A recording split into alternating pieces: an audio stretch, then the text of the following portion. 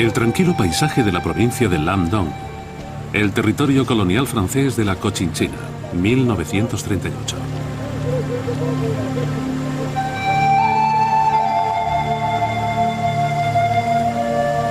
Cochinchina formaba parte del Imperio francés en Oriente, una colonia que llamaban Indochina.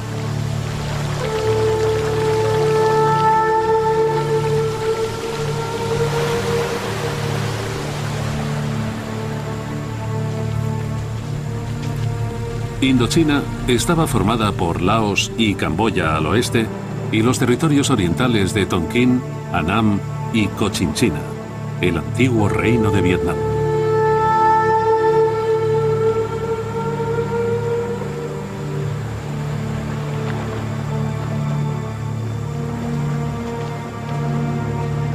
Ferozmente independientes, tras resistir con éxito invasiones de China durante siglos, los pueblos nativos habían estado viviendo bajo gobierno francés durante más de 50 años.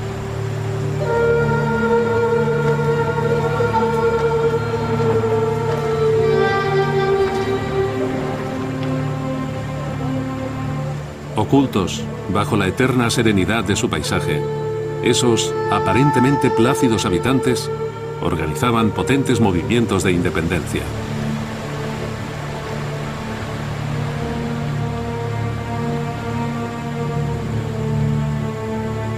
Seguirían casi 40 años de lucha desesperada y terribles sufrimientos.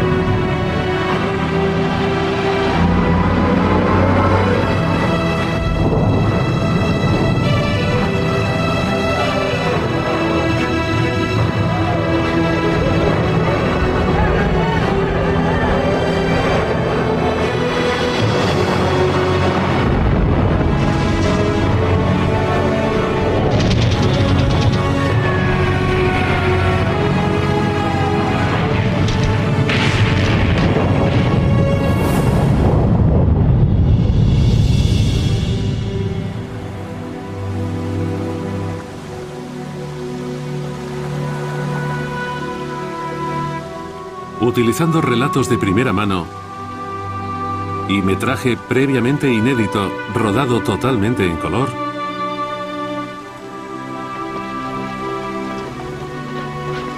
esta es su historia.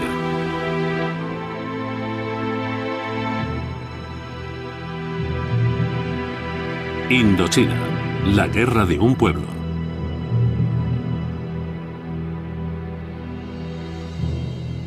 Episodio 1.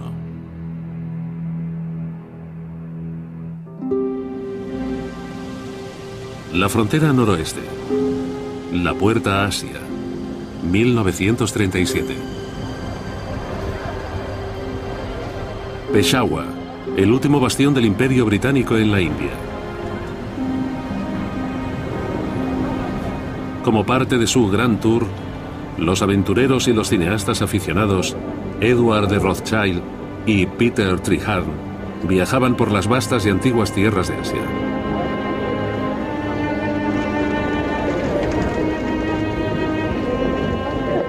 Grabaron estas imágenes únicas hace más de 70 años en películas de 16 milímetros.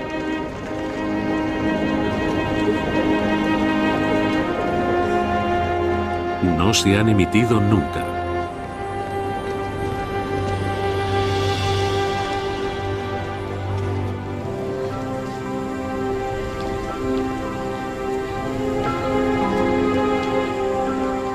En los años 30, con la excepción del reino de Siam, actualmente Tailandia, los millones de habitantes del sur y el sudeste asiático, con su miríada de culturas y su rico patrimonio, estaban gobernados por las potencias occidentales.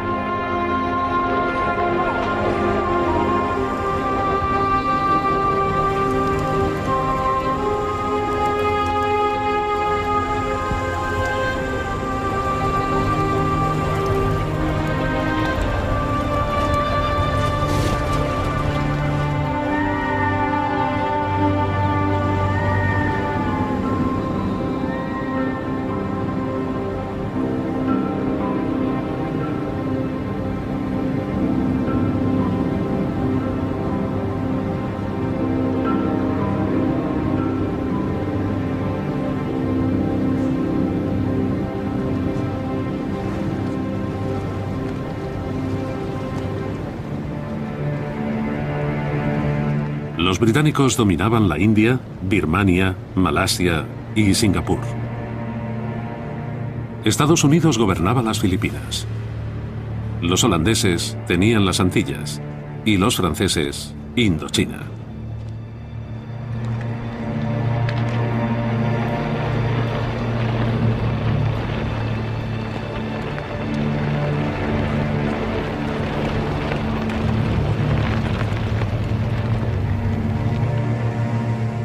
Ricas en recursos naturales, estas verdes tierras eran implacablemente explotadas para abastecer a los acomodados consumidores de Europa y América del Norte.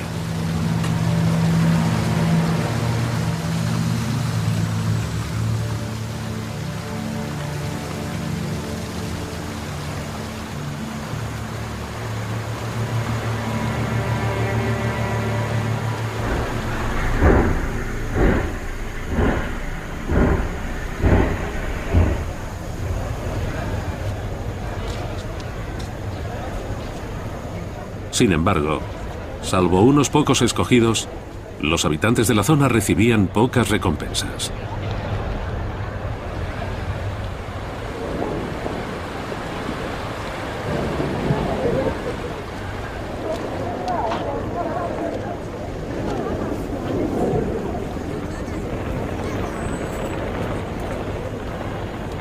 Saigón, 11 de noviembre de 1938. El 20º aniversario del Día del Armisticio. Las fuerzas coloniales francesas desfilaban para honrar a los muertos de la Gran Guerra. Solo habían pasado 2 décadas desde el final de una guerra que se suponía que debía poner fin a todas las guerras, durante la cual los franceses habían sufrido más de 4 millones de bajas. Un periodista de Saigón, Nguyen Lac Ngoa, lo vio. Las tropas estaban impresionantes con sus bonitos uniformes. Las armas y las medallas brillaban con la luz del sol. Hubo muchos vítores, pero la mayor parte de la gente de allí tenía mucho que ganar con la ocupación francesa. En el campo, las cosas eran diferentes. En menos de un año, el mundo se vería nuevamente inmerso en un conflicto global. Nos dijeron que la guerra iba a estallar en Europa. Esperábamos que significara que los franceses nos dejarían en paz.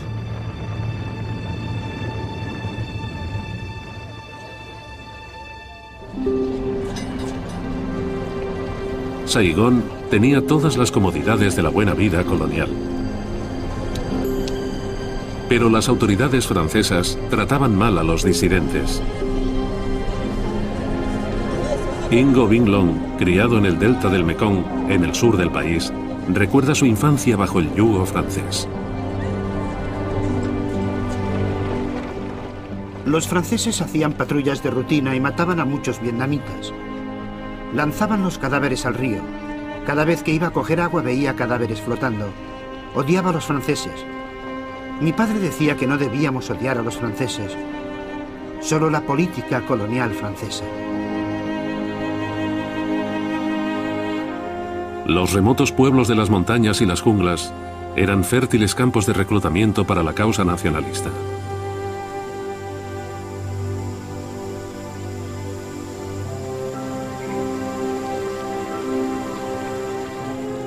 El padre de Long fue muy activo en la lucha.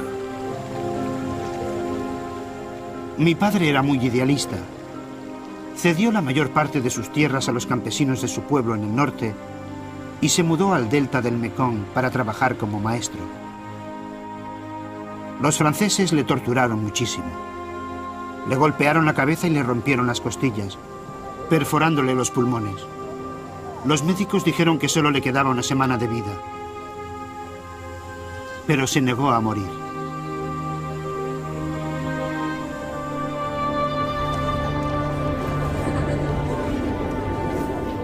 El nacionalismo también estaba extendido entre los intelectuales y las personas políticamente activas de los pueblos y ciudades. Nguyen Lac Ngoa. A muchos de nosotros nos gustaba el estilo de vida francés, y algunas partes de Saigón eran muy bonitas, pero eran gobernantes extranjeros. Muchos de ellos eran buena gente, pero otros nos trataban como animales.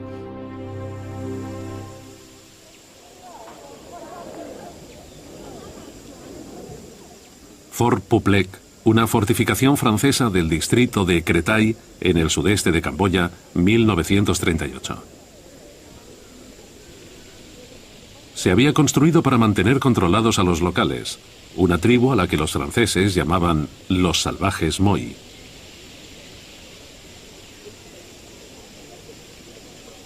Las potencias coloniales occidentales propugnaban las virtudes de la democracia liberal. Así que muchos de los movimientos nacionalistas buscaban apoyo ideológico en el comunismo, especialmente en el marxismo-leninismo de la Unión Soviética.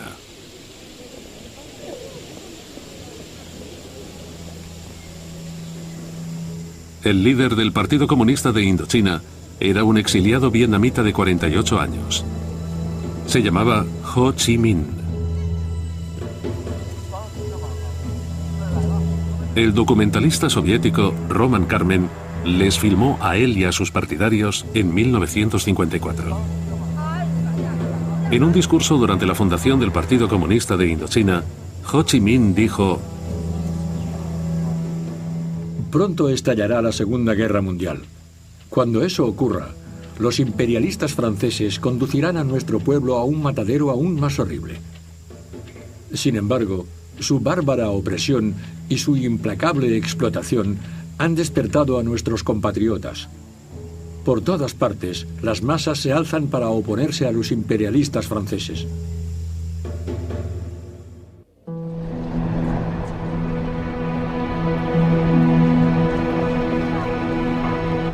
Las Antillas Orientales Holandesas, 31 de agosto de 1941. Los soldados y los marineros holandeses se relajaban en los cafés de Batavia, la sofisticada capital de Java.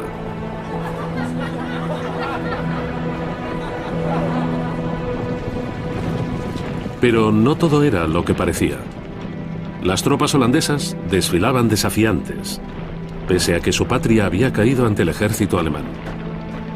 Los nazis arrasaban Europa. Japón había ocupado grandes partes de China y sus fuerzas imperiales se agrupaban para lanzar un enorme ataque sobre el Pacífico y el sudeste asiático. El mundo nunca volvería a ser el mismo.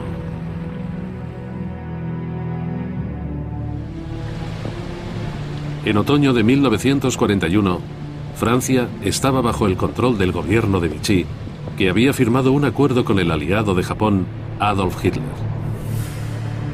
Tras algunas diferencias iniciales, las autoridades francesas de Indochina accedieron a permitir que el ejército japonés se moviese libremente por la colonia. La gente de Indochina pasó a tener dos amos: la Francia de Vichy y el Japón imperial. Ho Chi Minh. Los franceses inclinan la cabeza y se arrodillan sin vergüenza, sin una sola palabra de protesta. En consecuencia, nuestro pueblo sufre una doble carga. No son solo los búfalos y los caballos de los invasores franceses, sino también de los japoneses. ¿Qué pecado ha cometido nuestro pueblo para merecer este castigo? Mientras las autoridades francesas pro-Vichy administraban Indochina bajo la atenta mirada del ejército japonés, Ho Chi Minh y un pequeño grupo de compañeros revolucionarios montaban un campamento en una remota región junto a la frontera vietnamita con China. Uno de ellos era un intelectual de 29 años, Vo Nguyen Giap. Cuando estábamos en Cuelin, el tío Ho se acercó y comentó con nosotros los preparativos para la tarea que nos esperaba al regresar a nuestro país. Dijo: en la situación actual, la seguridad nacional es lo más importante. Debemos organizar un gran frente nacional. Podríamos llamarlo la Liga por la Independencia Vietnamita. Pero es un nombre muy largo. Podemos acortarlo y dejarlo en Viet Minh. La gente lo recordará. Durante su exilio, Ho Chi Minh tomó una decisión profética sobre el papel de Giap. El tío Ho habló de organizar un ejército de liberación nacional. Se volvió hacia mí y me dijo: «Eso deberías hacerlo tú. ¿Podrás?». Le contesté: «Sí, lo haré».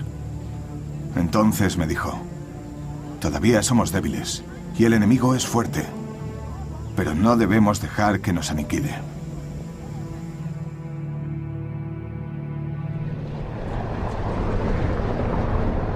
En 1942, tras el ataque japonés a Pearl Harbor, las únicas partes de Asia y el Pacífico que no estaban bajo control japonés eran el bastión británico de la India y el territorio chino controlado por los nacionalistas chinos anticomunistas de Chiang Kai-shek. La lucha en China era feroz.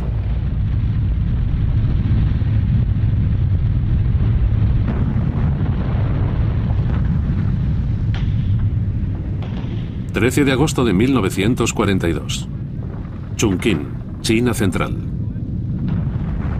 Un bombardeo diurno de la Fuerza Aérea Japonesa.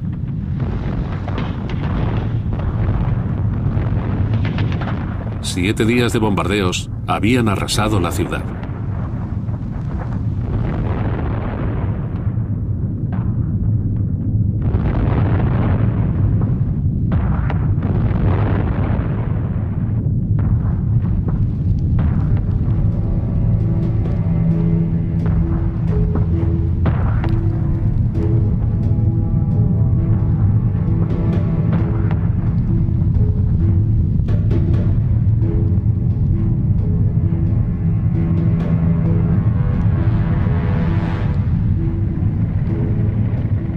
Birmania se había convertido en el campo de batalla crucial del continente asiático. Si los aliados podían recuperar las líneas de suministro entre la India y la China nacionalista, los japoneses tendrían que desviar las tropas y el material lejos de la guerra del Pacífico.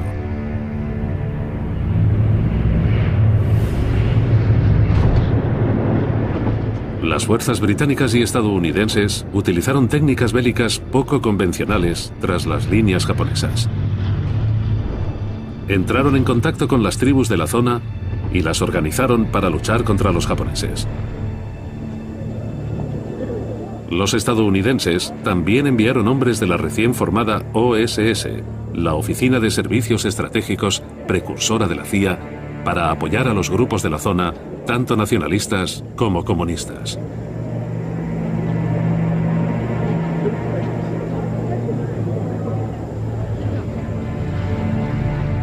A cambio de información, un grupo de la OSS, cuyo nombre en código era el Equipo del Ciervo, proporcionó al Viet Minh de Ho Chi Minh armas y entrenamiento. Ho Chi Minh.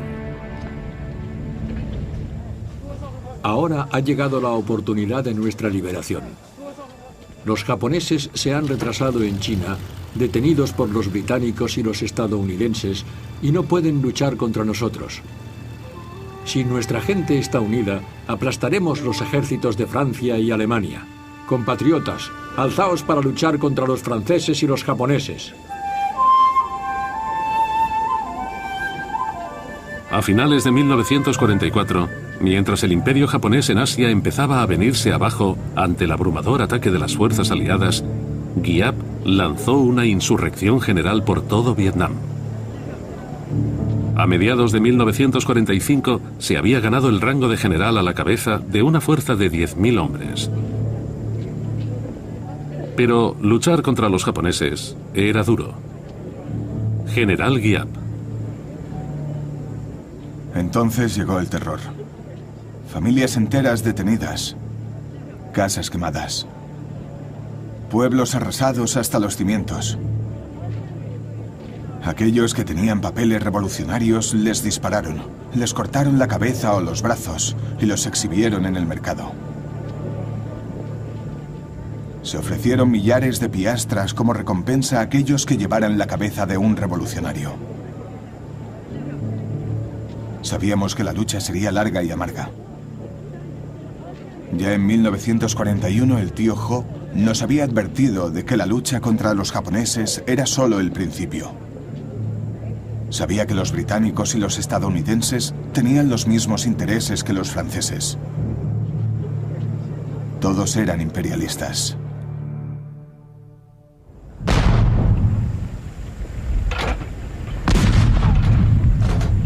Un campo de entrenamiento de la OSS en Birmania hacia el final de la guerra. Los acontecimientos se desarrollaban muy rápidamente en Asia. La predicción de Ho Chi Minh fue acertada. En marzo de 1945, el ejército japonés derrocó a los franceses y les sustituyó con un gobierno de paja de Bao Dai, el emperador de Annam.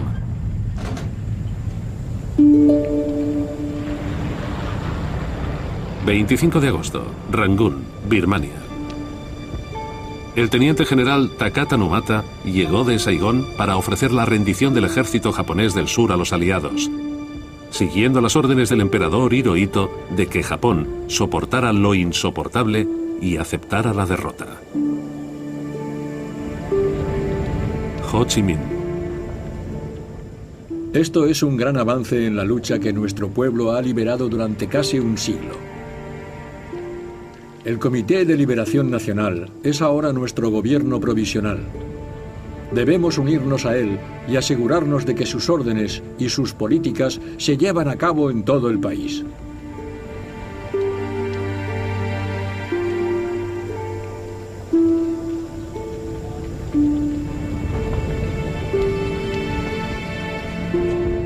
Mientras el Viet Minh se posicionaba para hacerse con el control del país, llegaron las tropas aliadas.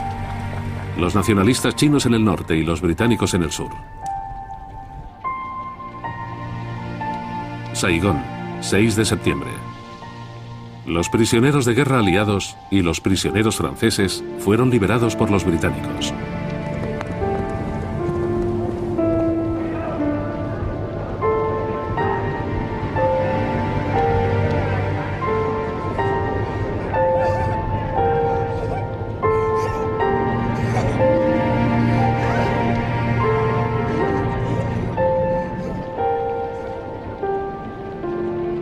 El general Gracie, comandante de las fuerzas británicas, permitió que los japoneses conservasen sus armas para ayudarle a mantener el orden.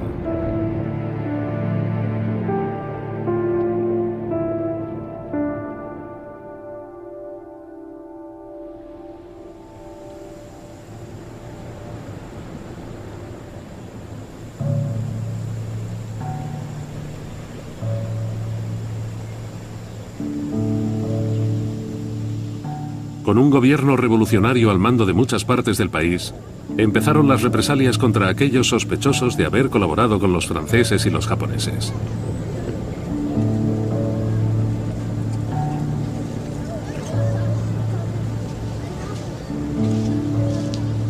Nguyen Xuan Phong, que más tarde se convertiría en diplomático, describe lo que le ocurrió a su familia.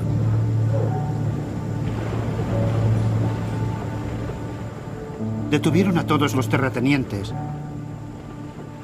a cualquiera que hubiera tenido algún cargo bajo el gobierno francés. Mi abuelo fue a la cárcel porque era jefe de un poblado. Por suerte, mi tío había ido a la escuela con el líder del Viet Minh y fue a verle. Le dijo: ¿por qué has metido a mi padre en la cárcel? Es inofensivo, no ha hecho nada cruel. Así que le liberaron después de unos días. El abuelo de Phong fue uno de los afortunados. Muchos murieron porque el Viet Minh se ocupaba implacablemente de aquellos a los que tildaba de colaboradores. Por primera vez, los vietnamitas luchaban contra los vietnamitas. La independencia fue fugaz. En unos meses, con apoyo de los británicos y los estadounidenses, las fuerzas francesas regresaron y tomaron el control en el sur, mientras desarmaban al Viet Minh.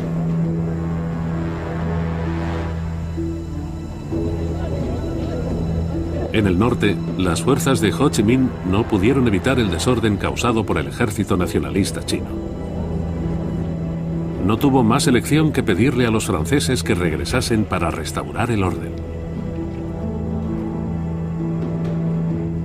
Nuevamente, Indochina estaba gobernada desde París.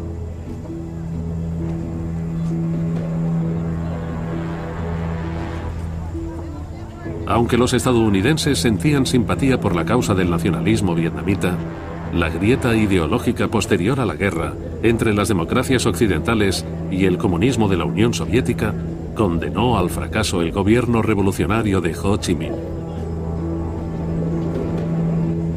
El Viet Minh se disolvió en el paisaje y la situación se deterioró rápidamente, precipitándose hacia lo que se llamaría la Primera Guerra de Indochina. General Giap. Por un lado, está el ejército profesional de una vieja potencia imperial, con todo tipo de armas modernas, aviones, acorazados, artillería y ametralladoras. En nuestro lado, solo tenemos gente normal, con armas sencillas, pero decidida a luchar hasta el final para defender su país.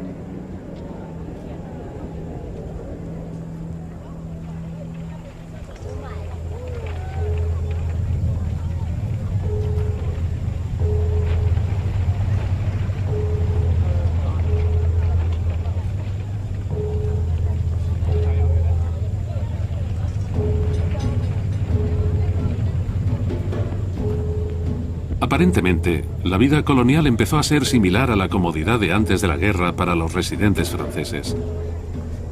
Pero para muchos jóvenes vietnamitas, empezaba a dibujarse una escueta elección. Nguyen Xuan Phong vivía en Saigón. Queríamos quitarnos de encima el gobierno francés.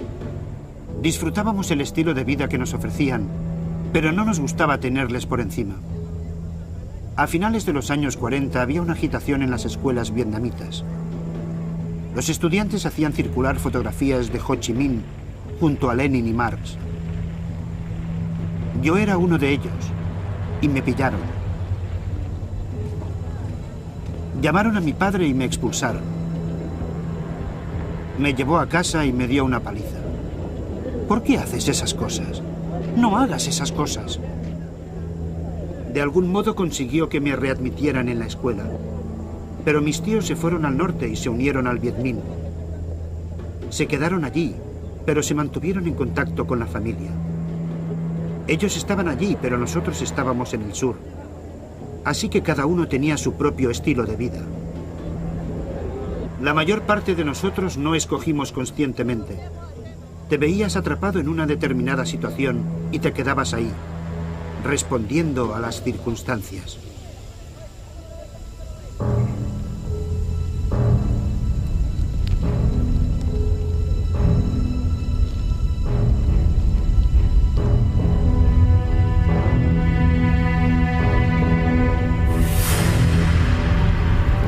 Aunque las tácticas de Giap fueron erosionando gradualmente el control francés del campo, sus armas seguían siendo de una potencia aterradora. Ngo Van Chu, oficial del Viet Minh en la batalla de Vinh Yen, 17 de enero de 1951. Nuestra división había ido al ataque desde esa mañana. Estábamos formando un grupo de 10 batallones de élite que debían poder tomar Vinh Yen antes del día siguiente. Entonces, oí un ruido en el cielo. Aparecieron unos pájaros extraños, cada vez más grandes.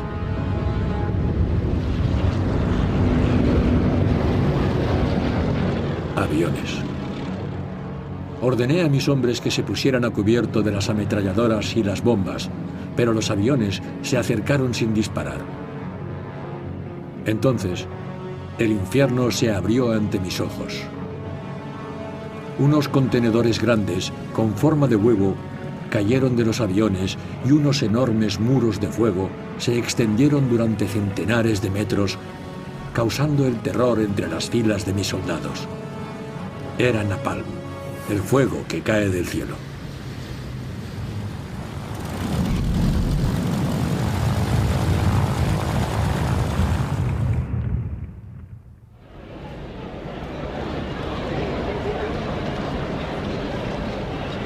En 1951, 100.000 vietnamitas luchaban con las fuerzas francesas contra el Viet Minh.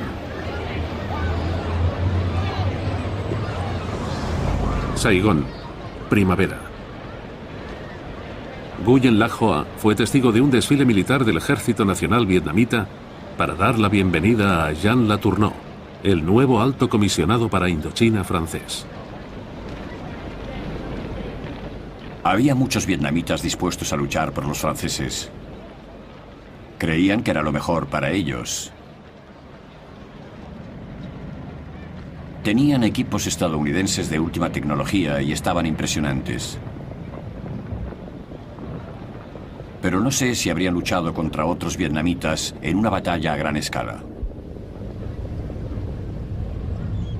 El ejército vietnamita formaba parte de un grupo de fuerzas francesas que incluía a los legionarios, los paracaidistas, más de 40.000 tropas africanas y norafricanas y casi 20.000 oficiales franceses.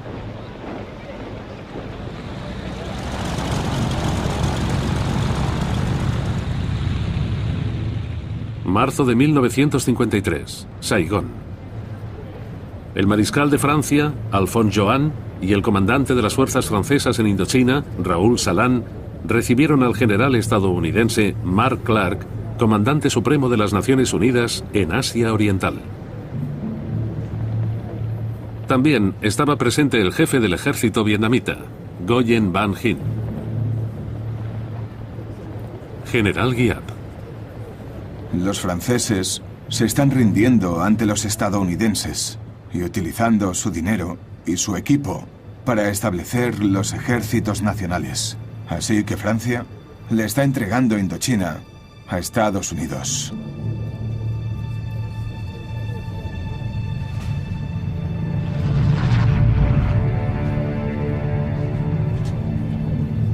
Estados Unidos financiaba el 80% del esfuerzo de guerra francés. Los recursos del Viet Minh llegaban directamente desde la Unión Soviética y el nuevo régimen comunista chino de Mao Zedong. La guerra de Indochina ya no era una pequeña escaramuza entre un imperio europeo y sus belicosos súbditos coloniales. Se estaba convirtiendo en un campo de batalla global.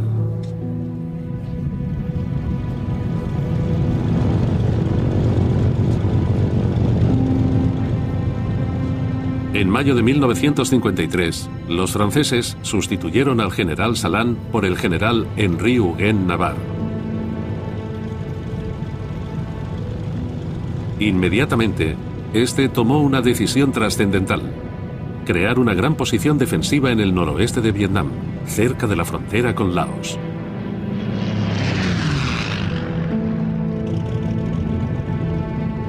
Escogió un pequeño asentamiento en las rutas estratégicas entre China, Laos y Vietnam, ocupado por la tribu de los Tai, que seguían fieles a los franceses.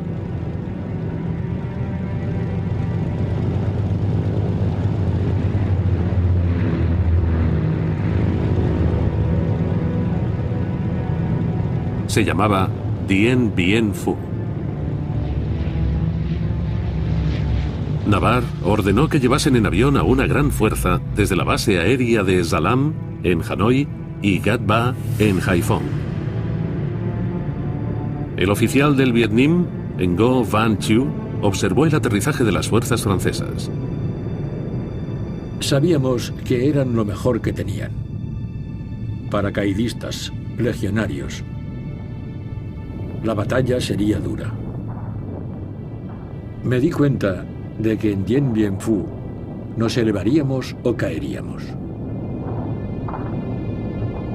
Los bombarderos B-26 proporcionados por Estados Unidos lanzaban napalm sobre las posiciones enemigas. La guarnición francesa estaba superada 4-1 por un ejército del Viet Minh de 50.000 hombres que la tenía totalmente rodeada. General Giap, a finales de noviembre de 1953.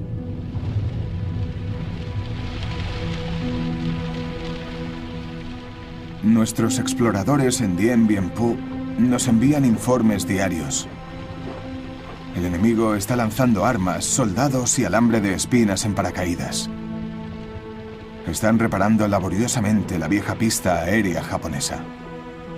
Los generales franceses han anunciado: esto no es un ataque. Hemos tomado este lugar y pretendemos quedarnos. Que así sea.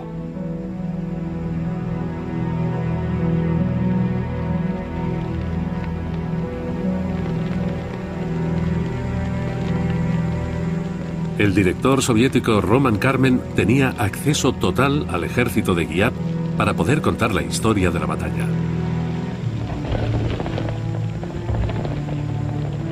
Los franceses habían cometido un grave error. Habían dado por sentado que Dien Bien Phu estaba a salvo de los ataques de los blindados pesados y la artillería. General Giap: ordené a nuestra división 351 de artillería e ingeniería que trabajara día y noche para ensanchar el camino de 82 kilómetros hasta Dien Bien Phu para nuestros vehículos motorizados. Después construyeron una pista de 15 kilómetros a través de las montañas para que pudiésemos llevar nuestra artillería al frente a mano. Los franceses nombraron al coronel Christian de Castries comandante de Dien Bien Phu. La batalla que los excombatientes recordarían como 55 días de infierno pronto comenzaría.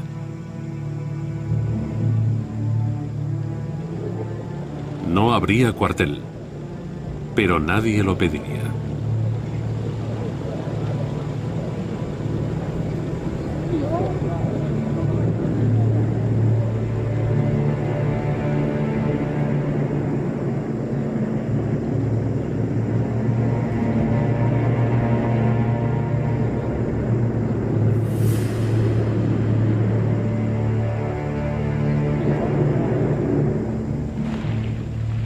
Cao Xuan Enguia, oficial del Viet Minh. Nos llevó unos 45 días. Avanzábamos durante la noche y descansábamos durante el día. A veces dormíamos junto a la carretera y cavábamos trincheras contra los ataques aéreos enemigos. El capitán del Viet Minh, Tren Van Gogh. Los franceses eran físicamente más grandes y tenían muchas armas. Pero nosotros teníamos algo que podíamos usar contra ellos: nuestro valor. Estábamos decididos a luchar hasta el final porque habían venido a robarnos la tierra. 13 de marzo de 1954. Empezaba el asalto sobre el bastión francés de Dien Bien Phu. General Giap.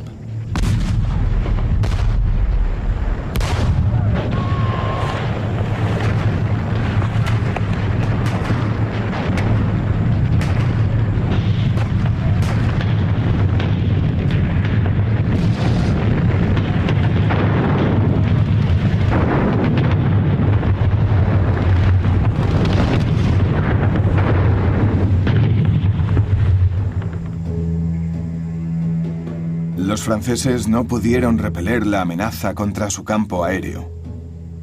Su defensa a puercoespín había perdido un elemento vital: su fuerza aérea. Solo podían reforzar sus unidades con paracaidistas y no podían evacuar a los heridos. Su campamento solo tenía 40 camas en la unidad médica y ya tenían centenares de heridos. Fue una pesadilla para el mando francés. Entre terribles escenas que recordaban a la guerra de trincheras y a los enormes ataques de infantería de la Primera Guerra Mundial, el número de muertos fue aumentando.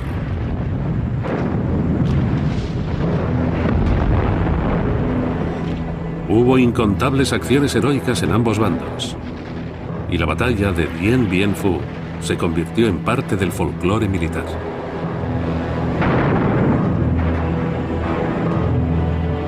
También se convirtió en una gloriosa victoria para el Viet Minh y en una vergonzosa derrota para los franceses. La resistencia francesa terminó el 7 de mayo. Guiap ordenó un ataque de infantería a gran escala.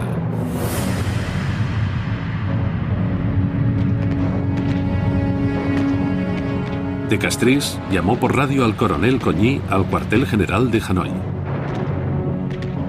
Los vietnamitas están por todas partes. La situación es muy grave. Creo que el final se acerca. General Guiap. Esta noche atacaremos el Ojo del Puercoespín y acabaremos con él.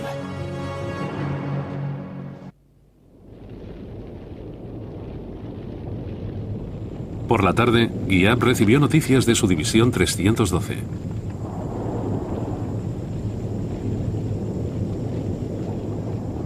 Todos los soldados enemigos en el puerto de mando se han rendido.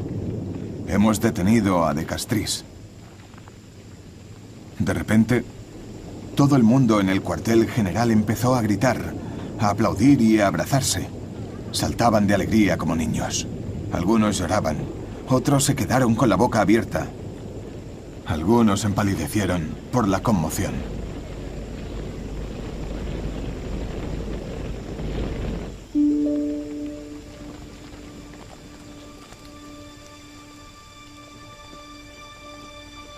El comandante francés de Castries, que había sido ascendido a brigadier general durante la batalla, se convirtió en un prisionero de guerra. Sería liberado 4 meses después.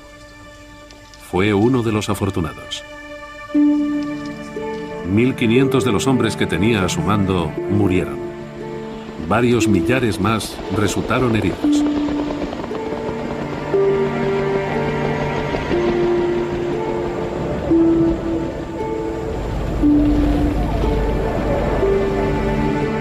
La Cruz Roja evacuó a unos afortunados centenares de prisioneros de los 10.000 del Viet Minh.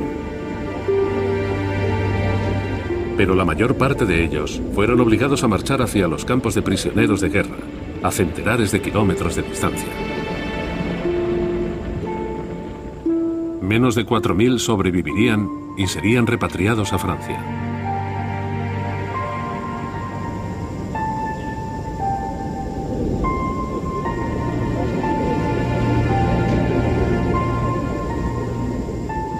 Las bajas del Viet Minh fueron 15.000 heridos y 8.000 muertos.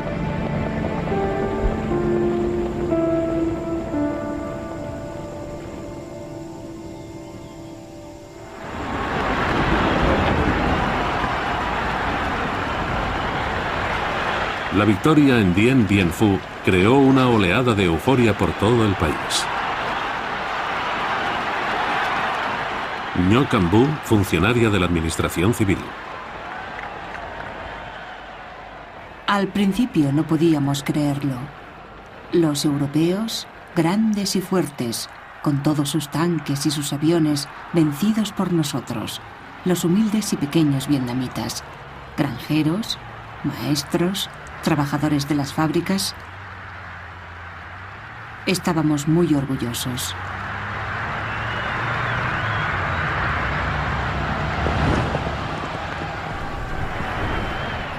Con la bandera roja de la revolución ondeando orgullosa para señalar la victoria del Viet Minh, las preocupaciones occidentales sobre el avance del comunismo se vieron reforzadas, especialmente después de la Guerra de Corea. General Guiap. El éxito de la revolución en China había creado un equilibrio de poder entre Oriente y Occidente.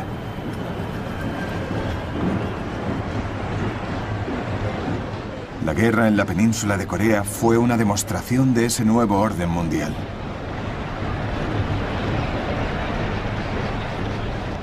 Hasta entonces, nuestra guerra seguía siendo una batalla entre los pueblos de Indochina y Francia. Los Estados Unidos estaban decididos a sustituir a Francia en Indochina, pero la situación no permitió que los estadounidenses se metieran directamente en la guerra. Si lo hacían, podía haber una segunda guerra de Corea en la que no tenían garantías de victoria y no sería fácil para ellos conseguir aliados, exhaustos tras la guerra coreana.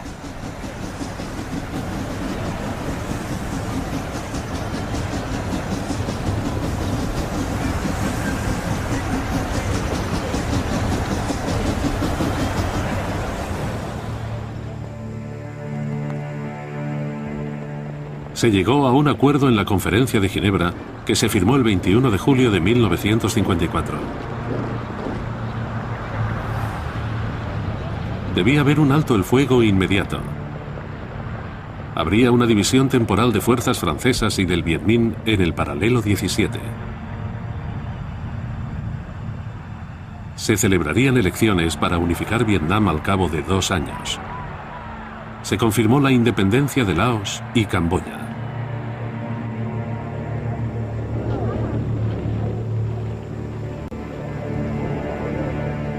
Tras décadas de gobierno colonial, los franceses abandonaron Indochina.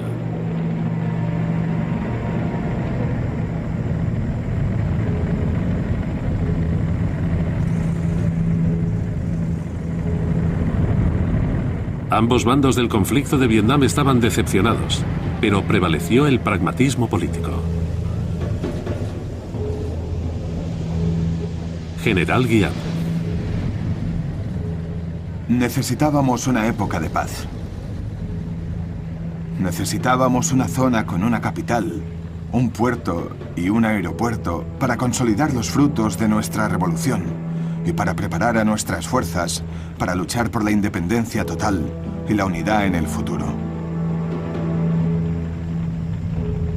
Estados Unidos apoyó el nombramiento de Ngo Dinh Diem como gobernador del nuevo Vietnam del Sur.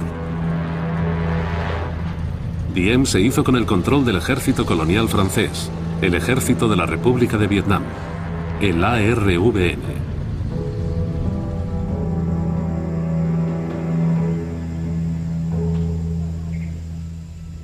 El 22 de julio de 1954, Ho Chi Minh habló para la República Democrática de Vietnam, la nueva nación que había al norte del paralelo 17.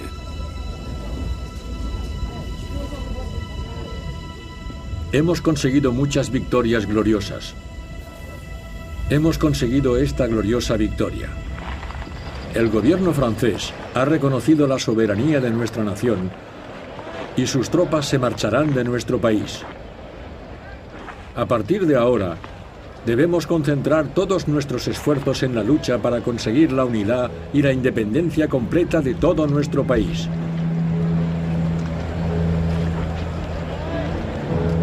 El gobierno revolucionario de Ho Chi Minh introdujo draconianas reformas económicas estalinistas y aplicó implacablemente los principios comunistas. Movilizaron a la gente con enormes programas de reconstrucción. Nguyen Lach Hoa, periodista de Saigón.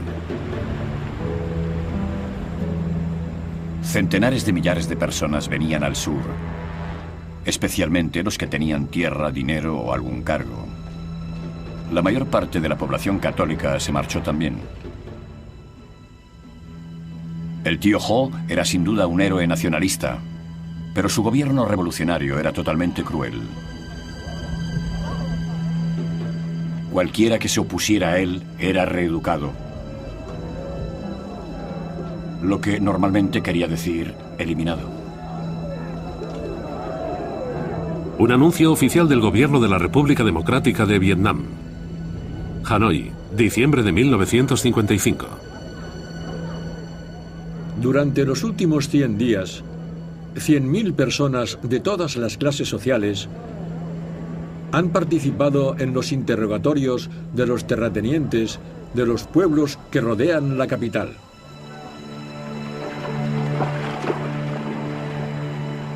El sur también sufría agitación social y violencia generalizadas. Nguyen Lach Hoa. En el sur teníamos nuestros propios problemas, violencia de las diferentes religiones y crimen organizado. Pero Diem se deshizo de todo. Se deshizo del emperador Bao Dai y se nombró a sí mismo jefe de Estado. Con ayuda de los estadounidenses impuso su régimen en el sur.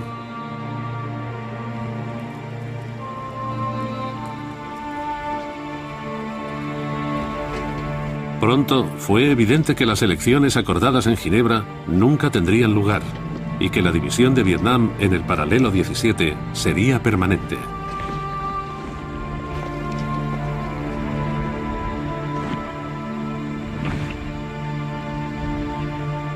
Un bastión del comunismo, aliado de la Unión Soviética y China, observaba desde el norte a un lado de la frontera.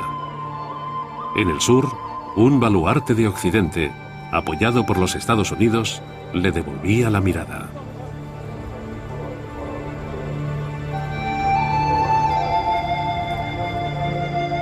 Pasarían 20 años de sufrimiento y muerte antes de que el enfrentamiento, que pronto arrastraría al pueblo de Vietnam,